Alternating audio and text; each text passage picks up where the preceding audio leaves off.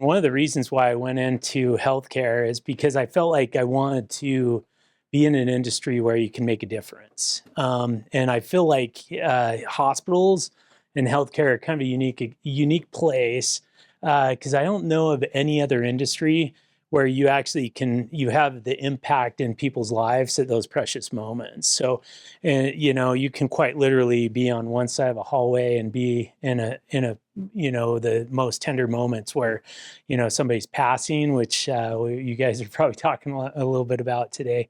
But you can also walk right across the hallway and see some of the greatest moment with the birth of a child. And so I felt like this was healthcare and the hospital world was a place for me where I could make a difference. And that's why I chose what I did. So going down that path, starting off with Intermountain Healthcare and then moving over to HCA. I love HCA and what HCA stands for. And I've been really blessed with a lot of opportunities and be able to work with so many awesome leaders like yourselves. And I see so many familiar faces. Just a little over 11 years ago, I was diagnosed with cancer. And so I had a chance to be able to be a patient at that time. That was my first experience. And so I spent some time on the inpatient side as a patient, be able to experience what that meant. And, and being a CFO or an accountant, by training, it's kind of a unique experience. You don't always get to go in that deep into patient experiences. We try and round and do those types of things, but it was a unique experience for me and went through some challenges with cancer. And so during that time had follow-up care and got used to, what it means to be, a cancer patient and finishing up all that and eventually being considered cured cancer. And so that was when right after COVID, just during a routine checkup with some blood work, something came up with my liver. And so we went back into this phase of trying to figure out what was going on. And come to find out, I was diagnosed or came to find out that I had a rare form of what's called alpha-1 antitrypsin deficiency, or A1AT.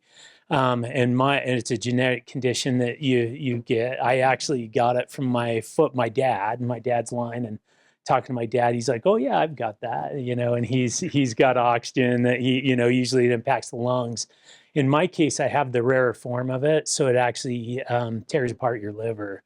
And so on average, those who have been diagnosed have about a 10-year period of time from the time of their diagnosis before they do need to get a transplant, to have a liver transplant from a live donor. So it's actually kind of an interesting journey I've followed, because now all of a sudden my focus shifted into this transplant and what that means and how patient care and those types of things go on for transplant patients. I started paying a lot of attention to transplant centers in the area and what that care looks like. Started to try and run business models to try and create some transplant programs in our system. And so it's been an interesting journey. And so ultimately at the end of the day, what it's done is it's helped me gain a huge appreciation for the folks like you who essentially are taking, I mentioned that, one of the cool things about healthcare is, walking across that hallway from you have the most tender and heartbreaking moments, and then you have the happiest moments. And I think the transplant, those programs have the ability to essentially walk across the hallway and connect those patients, quite literally. And so it's a pretty impactful thing. And I just applaud what you guys are doing and the work you're doing to try and up the care in the transplant programs at HCA and Mountain Star. And hopefully someday, hopefully not too soon. I'm trying to eke out as much life as I can out of my liver, but hopefully someday in the future, I'll be able to get cared by some of you. We'll see. But anyways, any questions or that's my story. So are you on the transplant list? I'm not yet. So I see a liver specialist and a pulmonologist, because typically this impacts your lungs. And so every few months, I actually have appointments with both. Get CT scans. Actually, currently, I have a tumor on my liver, which is normal for this genetic condition. So they're doing CT scans every few months right now, just to kind of check on that.